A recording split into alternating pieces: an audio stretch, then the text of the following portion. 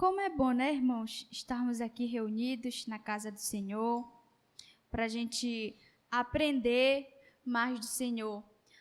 O Senhor, Ele nunca nos deixa desamparados. Quando a gente não sabe um assunto, quando a gente não sabe uma coisa, se a gente pedir para o Senhor, Ele nos ensina. A palavra diz que o Espírito Santo, Ele nos ensina todas as coisas. E hoje, o tema da mensagem é: você tem uma casa ou você tem um lar? E como que é, Josi? Não estou entendendo, né? Bom, uma casa, como é uma casa? Ela tem uma estrutura, né? Tem uma parede, tem o teto, protege a gente da chuva, do sol. Pode ter até uma cama lá para a gente dormir também, né? E um lar? Como que é um lar? Um lar é diferente. Um lar é uma casa que tem harmonia, que tem paz, que tem amor, que tem a presença de Deus. Isso é um lar. E nessa noite fica a pergunta para mim e para você. Eu moro em um lar ou em uma casa, sabe? E o Senhor, Ele sempre está nos ensinando, né? E essa semana eu estava lá em casa, né? Eu estava assim, de boa. Eu estava arrumando, eu estava fazendo café, né, para o meu esposo, que ele estava trabalhando.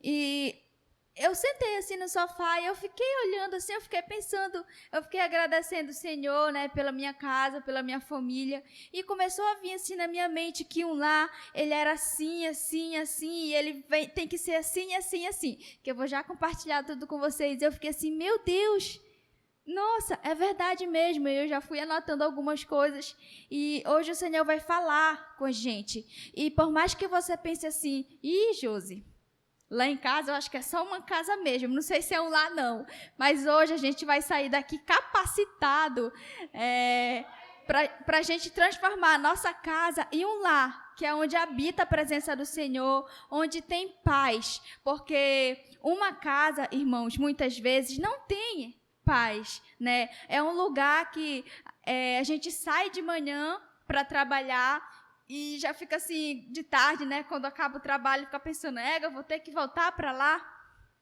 para aquele lugar, né? Quantas vezes será que isso já aconteceu comigo e com você, da gente pensar assim, poxa, eu não estou a fim de voltar para lá não, só é briga, só é treta, né? Eu estou mal com alguém, não quero voltar para lá não, mas eu tenho que voltar porque é o único lugar, né? E lá, a gente quer voltar, a gente termina o dia, olha, eu vou voltar para casa, a gente quer chegar em casa, tomar um banho, fazer aquele cafezinho com pão de queijo e a gente sente paz, a gente quer estar. É assim que é um lar. E o Senhor, Ele me deu várias coisas assim essa semana referente a essa mensagem. E uma coisa que a gente precisa muito fazer hoje em dia é dialogar, é falar, é sentar para conversar. Vocês já perceberam que hoje em dia é difícil a gente sentar numa mesa, se concentrar e ouvir o esposo, ouvir a esposa, ouvir o filho? É difícil porque todo mundo no celular. Aí vai para um lugar assim, um restaurante, uma pizzaria. O mais importante é a foto. Mas não tem conversa. E a gente precisa dialogar, a gente precisa conversar, a gente precisa se importar com aquele que está do nosso lado, que dorme com a gente, que mora no mesmo teto. Ainda mais essas famílias que são muita gente, né? Muitas pessoas que moram na mesma casa, às vezes não tem o diálogo, não tem conversa. Mas nessa mensagem hoje, irmão, eu não vou pregar aqui uma perfeição, sabe? De uma família que é perfeita, que não tem problema, perrengue, mas, na verdade, a pregação é para que a gente possa administrar a nossa família, o nosso lar da melhor forma possível, com Deus, com a presença de Deus. Porque quando Deus ele habita na nossa vida, nós conseguimos direcionar a nossa família, a nossa casa, os filhos, quem está ao nosso redor, nós conseguimos ali equilibrar, né? Eu vi uma imagem na rede social que tinha vários pratos assim na cabeça da mulher, aí tinha assim também, e ela andava assim, equilibrando, sabe? E eu fiquei assim, meu Deus, é assim que a gente tem que ser no lar, né? A gente não pode deixar os pratos caírem, não pode vacilar, não pode jogar, não pode chutar o balde. A gente tem que andar assim, se equilibrando. E eu acredito muito em conversas que curam, sabe? Por isso que a gente precisa dialogar. Eu não sei se já aconteceu de você falar algo para o seu cônjuge ou para o seu filho, e você nem falou algo ruim, mas ele entendeu algo ruim, chegou distorcido no ouvido dele. Já aconteceu isso com você? Pois é, da mesma forma, se a gente sentar para conversar, aquilo ali que chegou distorcido vai ser resolvido. A pessoa que recebeu de forma distorcida não vai levar para o coração, não vai ficar ali, o diabo não vai tentar trabalhar por causa de um entendimento errado, já não vai tentar trabalhar. Se a gente conversar e dialogar, o diabo vai cair por terra, ele não vai poder agir naquele momento ali. Então, por isso que a gente precisa sentar e conversar, porque as conversas, elas curam. A palavra do Senhor diz, né, lá em Provérbios, que o que a gente fala tem poder, ou para a vida ou para a morte, né? Então, uma boa conversa, ela pode trazer vida. Quando nós temos, né, uma boa convivência familiar, um relacionamento saudável com a nossa família dentro da nossa casa, promove uma boa saúde emocional, promove uma boa saúde física e também saúde espiritual. Se nós temos um bom relacionamento dentro da nossa casa. E a gente precisa buscar ter esse bom relacionamento dentro da nossa casa, para que a gente possa ser saudável em todas as áreas da nossa vida, para que a gente possa conseguir, né, equilibrar os pratos. E a gente precisa buscar isso. E um lar, né, cristão, ele precisa ter harmonia, né? Precisa ter paz, precisa ser um lugar onde as pessoas que moram ali, que convivem ali, elas se sentem seguras, elas sentem vontade de estar ali reunido, né? E dentro da nossa casa, um cristão, né? Como é que ele vai ensinar? Como é que a gente vai ensinar nossos filhos a viver em paz, em harmonia, a amar, a perdoar? É através do exemplo.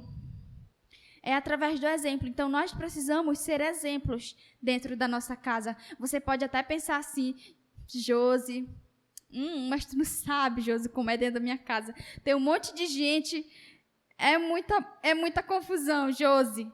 Mas o Senhor, Ele nos deu espírito de ousadia, né? Para que a gente pudesse estar ali firme e forte. E às vezes a gente precisa mesmo ser firme, né, dentro do nosso lar, ser firme com Jesus, né? E cada pessoa da família tem um temperamento diferente, né? Tem umas pessoas que é mais assim, tem pro lado assim mais falante, fala. Essa pessoa com certeza daria um bom líder, uma boa liderança, né, para o Senhor. Mas muitas vezes usamos o nosso temperamento para fazer coisas ruins, para ser explosivo, para tratar as pessoas mal, para se comunicar de forma errônea, fazendo discórdia, fofoca. Eu sempre penso que uma pessoa que é muito fofoqueira, se ela permitir que Deus transforme o coração dela, ela vai ser um excelente líder, porque o fofoqueiro, ele tem ousadia para falar, né? É só deixar Deus trabalhar no coração. Então, nós precisamos estar atentos, porque dentro da nossa casa, a gente não fica de máscara, né? Nos lugares que a gente está, assim, às vezes até pode ter, né, uma máscara ali, tá tudo bem, todo mundo feliz e tal, mas dentro da casa, todo mundo conhece a gente, né? O nosso cônjuge, o pai, a mãe, o filho, porque ficou ali o tempo inteiro junto. Então, é ali que sai a nossa máscara. E é por isso que a gente precisa mesmo ser cada dia mais parecido com Jesus. E Jesus, ele era o cara mais paciente da Bíblia, do mundo, né? Porque Jesus, ele veio, né, para a terra, ele cumpriu o ministério dele. Agora, imagine Jesus, em todo lugar que ele estava, tinha alguém atrás dele, tinha alguém querendo ser curado, tinha alguém querendo ser libertado dos demônios, e todo lugar tinha gente ali, né, atrás de Jesus. Mas mesmo assim, Jesus foi firme para cumprir o propósito dele na terra. E ele foi muito paciente, porque imagine você, em todo lugar que você está, chega alguém atrás de você. Você não tem, assim, um minuto sozinho, que já tem alguém. Mas mesmo assim, na hora que era para Jesus estar orando, ele falava, não, eu vou orar, eu preciso me retirar agora, eu preciso de um tempo com meu pai, eu vou orar. Então, por isso que Jesus, ele tinha essa paz, por isso que Jesus, ele conseguia administrar todos os conflitos ali que aconteciam ao redor dele. E Jesus, ele nos deixou esse exemplo, né? Vamos abrir a nossa Bíblia, lá em Colossenses 3, versículo 12.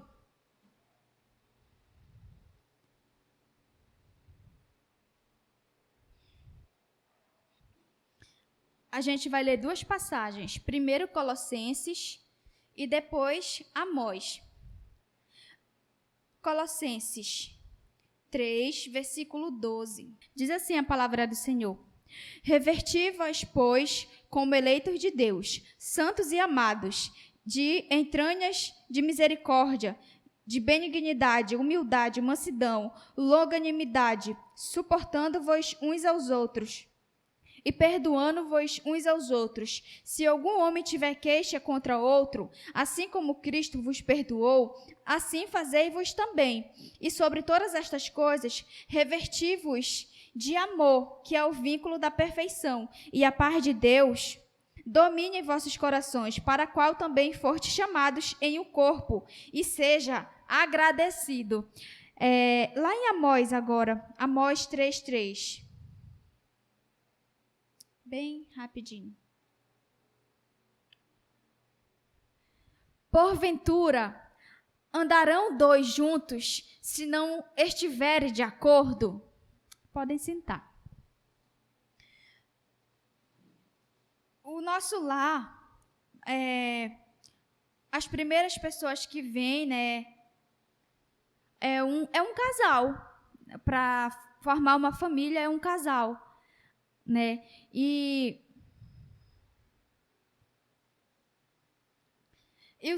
hoje eu quero compartilhar alguns princípios de como nós convivermos em um lar saudável, em um lar que transmite segurança, paz, e um lar que tem harmonia. Primeiro princípio, nós precisamos ser pacificadores. O que é uma pessoa pacificadora? É a pessoa da paz. É a pessoa que está ali, sabe, promovendo a paz. Porque tem pessoas briguentas, não tem? Aí tem aquela pessoa que fala assim, não, olha, em nome de Jesus não faz isso não. Não é assim não, tu entendeu? É errado, olha, vê aí direitinho. Essa pessoa é a pessoa pacificadora. Você está se identificando com o pacificador? Essa é a pessoa pacificadora. Sempre tem na família, tem o pacificador, né? E tem uma pessoa que é briguenta, né? Então, lá em Mateus 5:9, diz assim, em Mateus 5:9,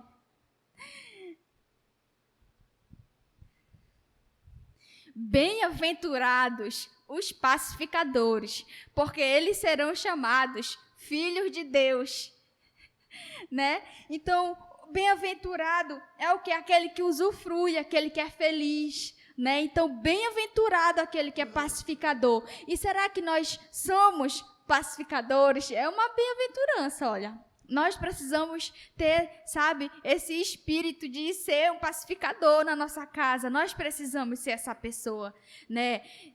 E precisamos promover a paz. Ao invés da gente está acontecendo algo, né, ali, incendiando ali algum fogo, né, não seja a pessoa que joga gasolina, seja a pessoa que vai buscar uma água, sabe, apagar o fogo. Seja a pessoa pacificadora da sua casa. Ah, pastor, não sabe como é, mas seja. Peça ajuda para o Senhor Jesus. O Senhor Jesus, ele nos fortalece, ele nos ajuda. Nós precisamos ser pacificadores, porque Jesus, ele era pacificador. E precisamos, né, cultivar a paz dentro da nossa casa. Como a gente vai transmitir paz e segurança na nossa casa se nós não somos pacificadores, né? O segundo princípio que eu vou compartilhar com vocês hoje é sobre o perdão. Nós precisamos perdoar, nós precisamos liberar perdão. Eu acho que um lugar onde a gente mais libera perdão, ou a gente tem que mais liberar perdão, é dentro da nossa casa, né? Porque, não é verdade, gente? Imagine aquela casa que tem um monte de gente, né? Naquela casa ali, meu Deus, tem que ter muito liberação de perdão, porque quando tem muita gente, são pessoas diferentes, com temperamento diferente, com uma educação, às vezes até diferente, né? Um pensamento diferente. Então, vai ter ali algum conflito em algum momento, né? Então, nós precisamos perdoar. Por isso que eu falei que hoje eu não vou pregar uma família perfeita que não tem conflito. Uma hora ou outra vai ter uma ideia diferente ali e a gente precisa lidar com isso, né? E lá em Mateus 18, 21, 22, nos diz assim: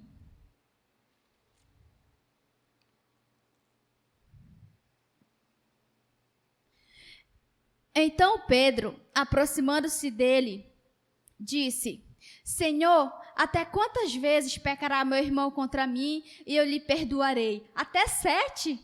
Né? Parece que Pedro estava falando assim: poxa, Jesus, até 7 vezes? Parece até que é muito, né? Aí o Senhor ele disse assim: não te digo que até 7, mas até 70 vezes 7.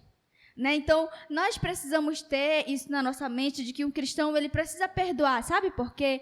Porque por mais que seja uma coisa mínima, essa coisa mínima, ela pode ser transformada no nosso coração em uma raiz de amargura. Pode ser transformada no nosso coração algo grande, sabe? E quando a gente guarda uma mágoazinha assim, de alguém da nossa família, é como vocês já tiveram uma pelezinha de unha que vocês precisavam tirar, aí tu deixou assim de lado, né? Não pegou o alicate para tirar, aí tu bate assim, do nada tu bate, né? Aí dói, dá aquela dor fina assim. Pois é, quando a gente guarda essas coisinhas assim, que a gente precisa perdoar, é tipo uma cutícula inflamada, que quando toca assim, dá aquela dor fina. Ah, mas tu esquece às vezes ali, mas ela está lá. É necessário que a gente perdoe as pequenas coisas, né? E por que precisamos perdoar? Jesus, ele já fala, né? Para perdoar, mas eu vou te falar por quê. Lá em Mateus 6,14, nos diz assim. Mateus 6,14.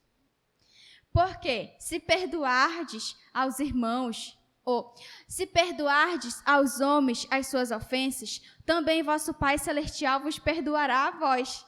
É por isso que nós precisamos perdoar o nosso irmão. E às vezes nós pedimos perdão para Deus e não pedimos perdão para o nosso irmão. Nós também precisamos pedir perdão para o nosso irmão, porque muitas vezes nós nos colocamos em posição de vítima.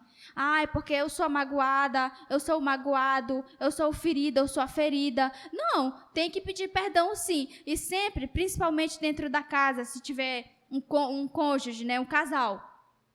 Quem pede perdão primeiro é o menos orgulhoso. E ser orgulhoso não é de Deus, viu, irmãos?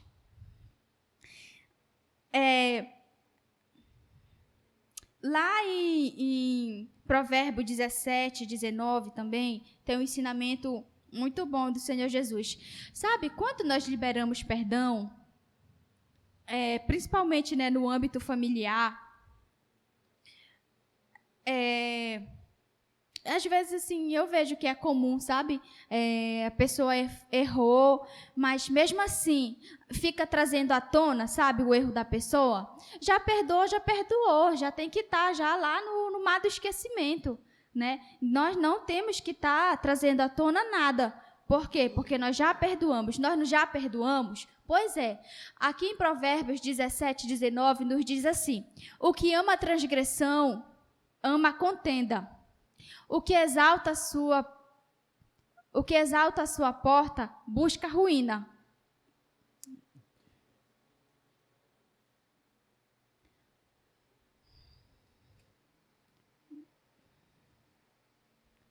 Eu vou ler aqui na minha versão. Aquele que ama a transgressão, ama a contenda. E aquele que exalta o seu portão, busca a destruição. Quase a mesma coisa, né? Então, por que a gente fica trazendo à tona algo que já foi, que já passou? Então, quando nós fazemos isso, trazemos à tona, nós estamos revivendo aquilo ali. Então, por isso que depois que perdoa, já passou, não toca mais no assunto, né? O terceiro princípio, que eu falo princípio mesmo, é da gente não julgar. A gente precisa guardar isso no nosso coração, da gente parar com essa mania de querer estar julgando, porque muitas vezes nós apontamos muito o dedo para os nossos familiares, para quem mora com a gente, para quem está com a gente, até para quem dorme com a gente na mesma cama, sendo que não era para estar apontando o dedo, era para estar estendendo uma mão e ajudando. Lá em Mateus 7, 1, nos diz assim: não julgueis para que não sejais julgados.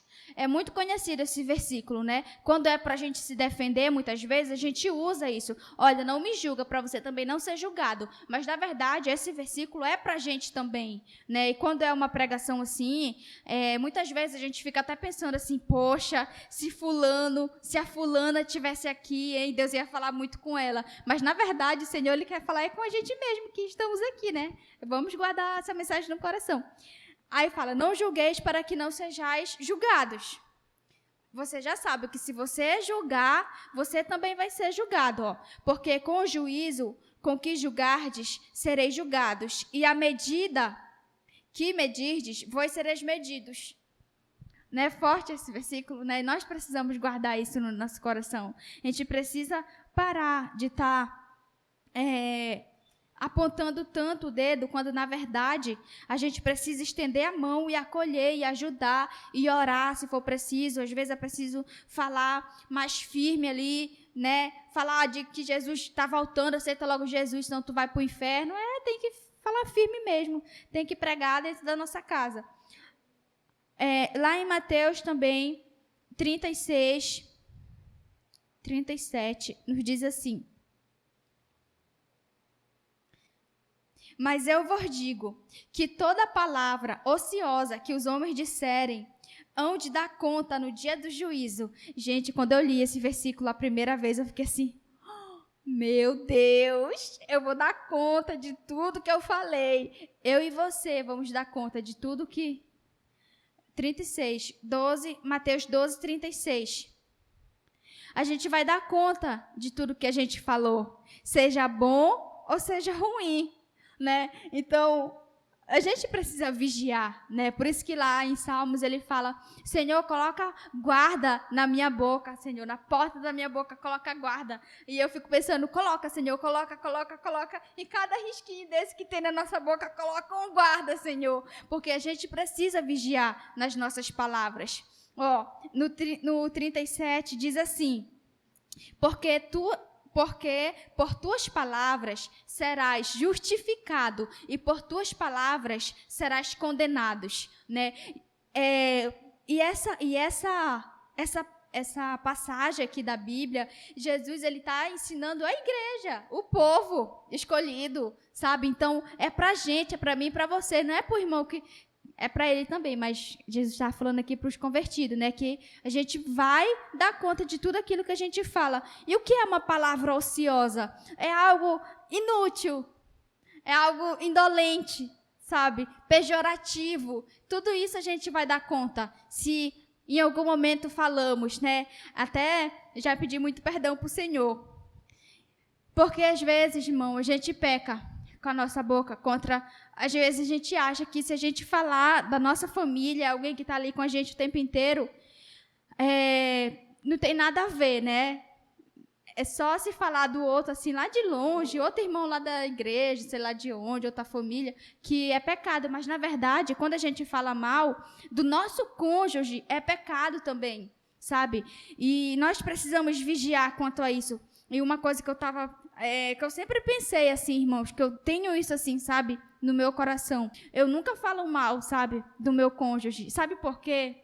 Porque nós somos uma só carne. Quando eu falo mal dele, eu estou falando mal de mim também, sabe? Então, eu tenho isso, assim, no meu coração. Graças a Deus, eu aprendi isso muito cedo, assim. E eu aprendi muito também com a minha sogra, sabe? Eu perguntei para ela se eu podia falar mal do filho dela para ela. Ela disse que para ela, sim. Então, nós precisamos aprender isso, sabe? Não falo não, tá, amor? Nós precisamos aprender isso, sabe? Nós precisamos aprender e não falar. Até quando a gente fala do nosso cônjuge, também a gente vai prestar conta dele. E é ridículo, né? Gente, olha, eu já vi muita mulher falando mal do seu esposo, principalmente mulher. É tão triste saber, né, que, tipo, a mulher, ela tem que ser sábia. Mas eu já vi muitas mulheres falando mal do seu esposo. Eu fiquei assim, meu Deus, ô Senhor. Amém. Lá, o quarto princípio é profetize vida em seu lar, né? A gente já não tem que mais que falar mal, a gente tem que perdoar, a gente tem que ser um promotor da paz, temos que promover a paz. E o quarto profetize vida em seu lar, porque as nossas palavras têm poder. Gente, eu li um livro que se chama assim, Eu e Minha Boca Grande, da Joyce Meyer. Eu recomendo esse livro para todos, não é só para as mulheres não, para todos, porque às vezes homem também, não é só mulher não, viu? Tem o bocão, fala também, mas enfim, Deus, ele está revelando assim para a gente buscar mais, né? Porque o Senhor, ele não deixa a gente desamparado, ele deixa a palavra dele para a gente aprender tudinho, mas nós precisamos ler, nós precisamos aprender. Lá em Provérbios 18, 21, nos diz assim: a morte e a vida estão no poder da língua, e aqueles que a quem... Oh, meu Deus. A morte e a vida estão no poder da língua, e aqueles que a amam comerão do seu fruto. Ou seja, se você falar bem, você vai colher bons frutos. Se você falar mal, você vai colher maus frutos. Gente, eu acho a palavra do Senhor assim sensacional, porque é tão simples. Sério, quando eu estou lendo assim, eu fico, meu Deus, é tão simples, né? Então, nós precisamos pedir para o Senhor, Senhor, não me deixe, Senhor, falar mal dentro da minha casa, não me deixe profetizar coisa ruim dentro da nossa casa, porque eu estou aprendendo que tudo que a gente fala na nossa casa tem muito poder. É uma profecia. Ou é uma profecia boa, ou é uma profecia ruim. Já que é para profetizar coisas boas, por mais que o ambiente não esteja favorável, por mais que esteja acontecendo situações difíceis, mas eu vou profetizar vida, né? Jesus falou para Ezequiel profetizar, né, nos ossos secos. E ele profetizou e os ossos reviveram. Nós precisamos profetizar a vida também na nossa casa. Por mais que, não sei, né, você que está aí nos assistindo, você pode pensar assim, poxa, Josi, olha, meu marido é um beberrão, bebe, sabe? Ele é assim, você sabe como é, mas profetize vida. Enquanto a gente estiver murmurando, enquanto a gente estiver só reclamando, não vai ter mudança, muito pelo contrário, vai piorar. Mas eu creio no poder da oração, eu creio se eu e você formos sábios dentro da nossa casa e ajoelhar e orar e pedir para o Senhor, a nossa família vai ser transformada através da minha vida, através da sua vida, sabe? E você pode até pensar assim, poxa, mas só eu sou cristão na minha casa. E tem 10 que não é. Eu vou vencer. Vai vencer. Continue firme no Senhor. Que O Senhor, Ele está conosco. Quando nós nos dispomos a aprender mais do Senhor, Ele nos ensina, Ele nos ajuda. Tudo fica mais simples, porque nós precisamos convidar o Espírito Santo para nos ensinar. E sempre quando eu quero aprender alguma coisa, né, eu falo assim, tá, Senhor, e agora, como é que eu faço? Porque, a morte e a vida estão no poder da língua. E aqueles que amam comerão do seu fruto. É só eu falar coisas boas, Senhor. Aí, tem que profetizar coisas boas. Não é simples? Lá em Filipenses, nos diz, né, que é para a gente pensar em tudo que é bom, tudo que é agradável, né? Nós temos que pensar assim, não é simples. A gente só tem que colocar em prática e pedir ajuda do Espírito Santo. Para ele, eu já falei aqui, né? Ainda agora que o Espírito Santo, ele nos ensina todas as coisas. E ele está conosco, a gente não vai fazer nada sozinho. Mas nós precisamos falar assim, olha, Senhor, eu sou ruim nessa área. Senhor, eu falo assim, quando eu começo a falar, Senhor, eu falo, vou magoando todo mundo, vou machucando todo mundo, Senhor, porque a minha língua, olha, vai assim, dando porrada nas pessoas, Senhor, né? Nós precisamos pedir ajuda para o Senhor, irmão. Olha, assim,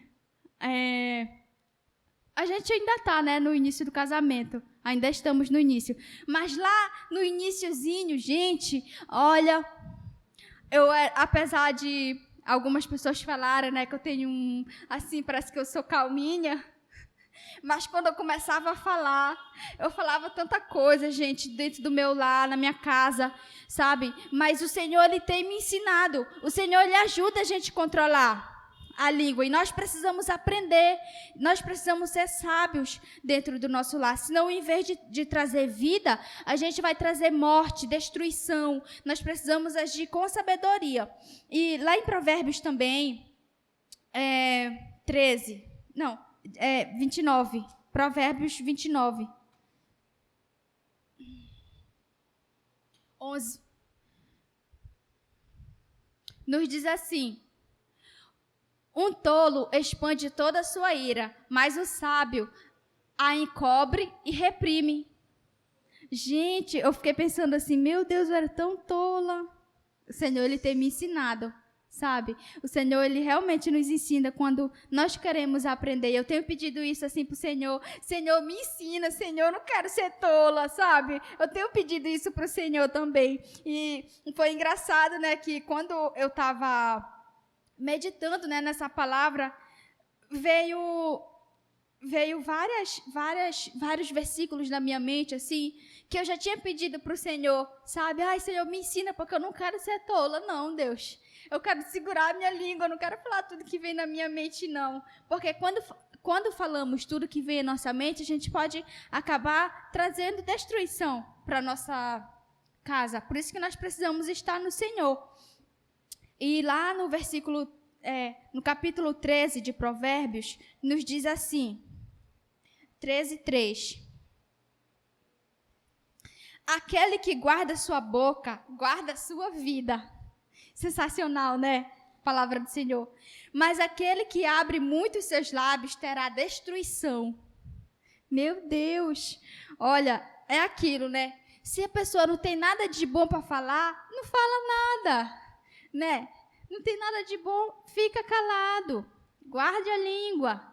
E quando a gente lê, né, principalmente o livro de Provérbios, assim, é muito simples a palavra do Senhor, mas nós precisamos colocar em prática. Na hora da prática, que né? Vem a ira, né? Pois é. Vamos praticar a palavra do Senhor quando vier a ira também. Nós precisamos falar palavras de encorajamento. Gente, eu também eu li um livro que fala muito sobre casamento, casal, relacionamento. E fala muito sobre palavras de afirmação e encorajamento. Nós precisamos encorajar o nosso cônjuge. Nós precisamos falar palavras de afirmação. Não, Josi, olha, se tu conhecer meu cônjuge, tu vai perceber que ele não tem nada de bom. Profetiza, né? Não tem, profetiza em nome de Jesus.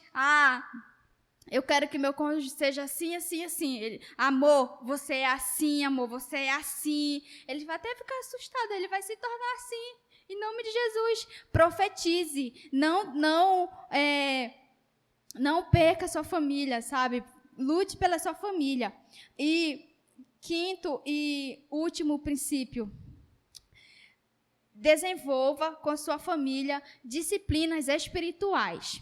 O que é a disciplina espiritual? É oração, jejum, leitura da palavra e adoração. Essas são as disciplinas espirituais que precisamos desenvolver dentro da nossa casa, com a nossa família. Lá em Mateus 18, 19, nos diz assim. 18, 19. Ainda eu vos digo que, se dois de vós concordarem na terra acerca de qualquer coisa que pedirem, isso lhe será feito por meu Pai, que está no céu. Tem que ter concordância, principalmente no casal, né? Porque o cônjuge, ele é o esteio da casa, sabe? Pode ter 15 filhos, mas o cônjuge precisa estar em acordo para poder direcionar o seu lar. Então, gente, é simples, né? Não é simples, mas precisamos colocar em prática. Gente, quando eu estou lendo a Bíblia, assim, é tão sensacional, sabe? Que eu fico assim, Jesus, me ensina, eu quero ver a simplicidade na prática também, Jesus. Eu quero cumprir com alegria, né? Nós precisamos cumprir a palavra do Senhor, nós precisamos obedecer a palavra do Senhor. No versículo 20, né, que é o versículo seguinte, nos diz assim: porque onde estiverem 2 ou 3 reunidos em meu nome, ali eu estou no meio deles. Então, o Senhor, Ele está conosco. Eu creio muito assim, sabe, que quando uma família ela se junta para orar, o cônjuge, os filhos, o Senhor, Ele derrama uma unção especial sobre a família. Porque foi uma das primeiras coisas que o Senhor criou, que Deus criou, foi a família, né? Então, eu creio muito mesmo nisso. Então, nós precisamos praticar essas disciplinas espirituais junto com a família. Tire um tempo de qualidade com a sua família para você orar, fazer uma leitura da palavra. Não precisa ser 1 hora de tempo, 2 horas de tempo, sabe? E a gente pode pensar, não tenho tempo não para reunir minha família. Na verdade, tem tempo sim. Lá em Eclesiastes diz que tem tempo para todas as coisas. A gente tem muita desculpa às vezes. Nós precisamos estar atentos, né? Oração da concordância. Precisamos estar em acordo, não só no falar, mas também nos sentimentos, no que a gente está sentindo. Às vezes tem ali uma raiva ali guardada, uma falta de liberar perdão. Precisamos liberar. Por quê? Porque senão vocês não vão estar em acordo. Por mais que orem em acordo, fale, mas se você tiver no seu coração com alguma mágoa, tem que liberar isso aí.